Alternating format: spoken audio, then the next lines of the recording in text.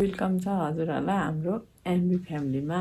यहाँ बिहानको 4 बज्न लागिसक्यो। यहाँ प्याकिङ गरेर रेडी भइरहेको छौँ। हामी चाहिँ आज घरतिर प्रस्थान गर्दैछौँ। पनि रेडी छ। फाइनल लुक देखाउँछ त यहाँको अनुहार। गाउँघरै रमाइलो है, रमाइलो छ। बच्चा बोक्या भएर चाहिँ मैले भिडियो गर्न सकिनँ, त्यसको लागि चाहिँ क्षमा माग्दै अब यसरी देखाउँदैछु। हामी घर आएर खानासाना खाइसक्यौँ। हिजो बेलुका चाहिँ घर आएर माइला बाबुकोमा खाना खाएको बेलुका, अनि त्यसपछि थकै लाग्यो अनि आराम गऱ्यौँ अनि सुत्यौँ।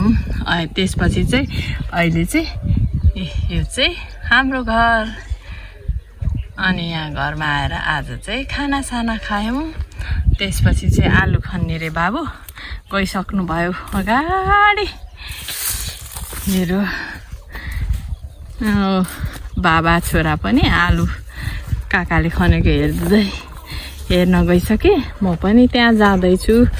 रमाइलो छ नि, तराई गाउँघर त साह्रै रमाइलो हुन्छ नि। त्यसमाथि सम्म हुन्छ तराई मनपर्छ, तर गर्मी मात्रै अलि म सहन सक्दिनँ, टाउको पनि दुख्छ।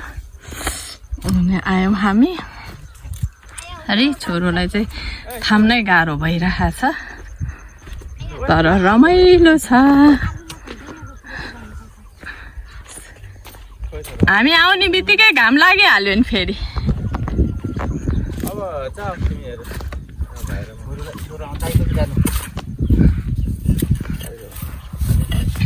यहाँ चाहिँ आलु खन्दै हुनुहुन्छ।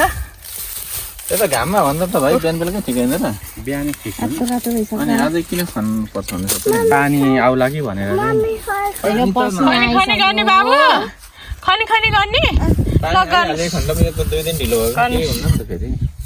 यो चाहिँ आलु खन्दै हुनुहुन्छ। आलु नै निस्किँदैन त के भएको? ल आलु त यता भित्रै छोपे क्या त? छैन, आलु छैन।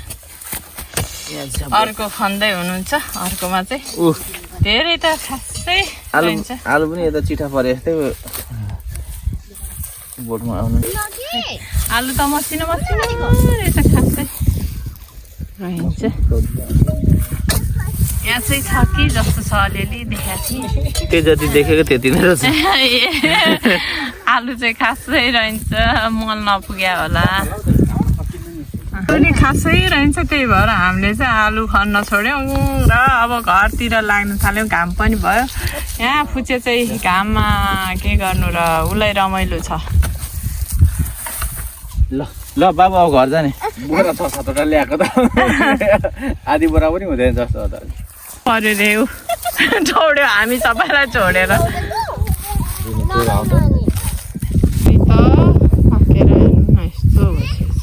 घाम कति लाग्यो होला त, जुरिसक्यो।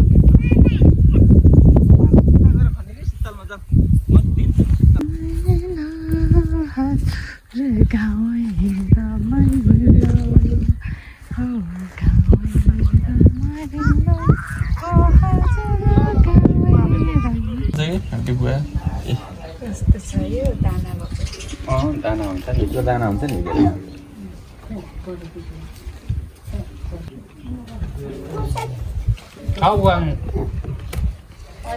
हामी बुवाको घरबाट बेलुकातिर आइपुग्यौँ। आलु फेरि दोहोऱ्याएर खनेर 1 बोरा जति पारेका छौँ। अनि त्यही भएर आज चाहिँ हामी यतै बाहिर जाने तयारीमा। अब निस्किन लागेको, कता जाने भन्ने चाहिँ अब हिँडेपछि थाहा हुन्छ।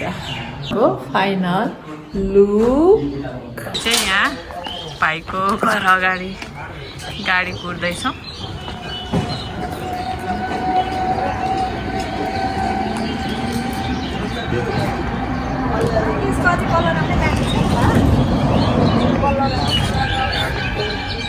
कलर आउनु बाँकी छ कि अब होइन, यतिकैमा फुल्यो भने चाहिँ अनि यतिकै काटो, फेरि अनि यतिकै आउँछ नि फुल्छ।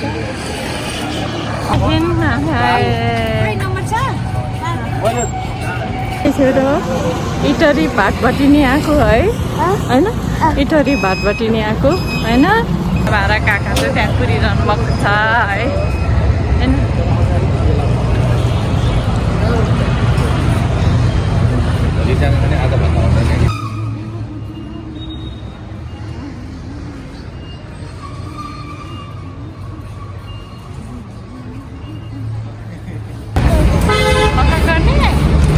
मलाई चाहिँ पहिल्यैदेखि यो इटरी भाटपट्टि नि चाहिँ हेर्न मन थियो घर चाहिँ पहिला पनि गएको पहिला पनि हेर्छु भनेको हेर्न पाइन नेपालकै सबैभन्दा ठुलो भाटपट्टि नि रे यसो हेर्दा एरिया पनि निकै नै ठुलो छ हो निकै नै राम्रो पनि छ अनि यहाँ रेल पनि रहेछ यहाँ 2 राउन्ड लाग्यो भने चाहिँ 200 कि 100 खै कति भन्थ्यो अनि उसलाई चाहिँ अब कताबाट चढाउँ कसरी चढाउँ भइरहेछ अनि बाबाले उसलाई चढाउनु भएको खुसी भएर चढ्यो अनि हेर्नु न यहाँ कस्तो रमाइरहेको छ एकदम घुम्नु पर्ने बच्चामा पर्छ ऊ चाहिँ उसलाई घुमेको एकदमै मनपर्छ यहाँ हेर्नु न फुल पनि निकै नै राम्रो छ यो फुल चाहिँ मलाई काउली फुल भन्छ मलाई निकै नै मनपर्छ हेर्नु न यस्तो बनाएको रहेछ हामीले पनि एकछिन यसरी घुमेर फोटो क्लिक पनि गऱ्यौँ यहाँ अब हामी चाहिँ सामानहरू हेर्न मासतिर उक्लिँदैछौँ निकै नै ठुलो लाग्यो निकै नै राम्रो पनि लाग्यो हामी हेर्दैछौँ